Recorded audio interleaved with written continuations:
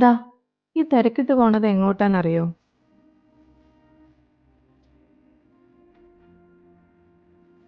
സൗദീസിന്റെ ഒരു ഇമോഷനായ അൽബേക്ക് കഴിക്കാൻ പോവാ.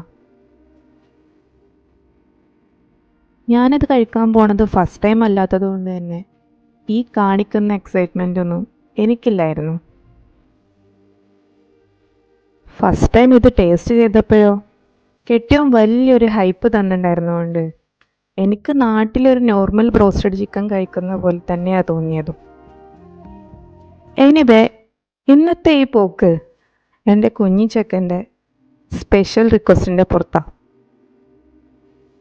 അൽബേക്കിനോട് എനിക്കൊരു ക്രേസ് തോന്നാൻ കാരണം ഇത്രയും ടേസ്റ്റ് ചിക്കൻ ഇത്രയും ചീപ്പ് റേറ്റിന് കിട്ടുന്നു എന്നതിനെക്കാട്ടിലും ഇനിയും ഡിസ്ക്ലോസ് ചെയ്യപ്പെടാത്ത ഇതിൻ്റെ സീക്രട്ട് റെസിപ്പിയും സൗദിയിൽ ഇതിന് കിട്ടുന്ന ഹൈപ്പ് കാരണം ഇതിൻ്റെ ടേസ്റ്റ് ബിൽഡർക്ക് നേരിടേണ്ടി വന്ന കുറച്ച് ബ്രേവ് സ്റ്റോറീസുമാണ്. പക്ഷേ ഇപ്പം ഇത് സൗദിയിൽ മാത്രമല്ല കേട്ടോ, സൗദിക്ക് പുറത്തും ലോഞ്ച് ചെയ്തിട്ടുണ്ട് ഇതിൻ്റെ ഷോപ്പൊക്കെ. 24/7 ഓപ്പൺ ആയിരിക്കുന്ന അൽബേക്ക് ഷോപ്പിൽ ഞങ്ങൾ എപ്പോഴൊക്കെ വിസിറ്റ് ചെയ്തിട്ടുണ്ടോ അപ്പോഴൊക്കെ ഞങ്ങൾക്ക് വെയിറ്റിംഗ് ആയിട്ടാണ് കിട്ടിയിട്ടുള്ളത്. റെസിപ്പി ഇപ്പോഴും സീക്രട്ട് ആയിട്ടിരിക്കുകയാണ് എന്ന് കേട്ടത് മുതൽ ഞാനത് കണ്ടുപിടിക്കാനുള്ള ശ്രമത്തിലായിരുന്നു. കെട്ടിയവൻ്റെ അടുത്ത് ചോദിക്കുമായിരുന്നു നമ്മളെ നാട്ടിലെ മഞ്ഞപ്പൊടിൻ്റെ ടേസ്റ്റ് ഉണ്ടോ എന്ന്.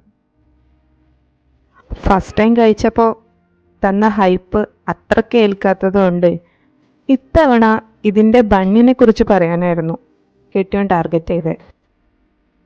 എന്തായാലും ഇത് ഡിമാൻഡ് ചെയ്ത ആൾക്ക് 200% ഇഷ്ടപ്പെട്ടിട്ടുണ്ട് എന്ന കാര്യത്തിൽ ഒരു സംശയവുമില്ല.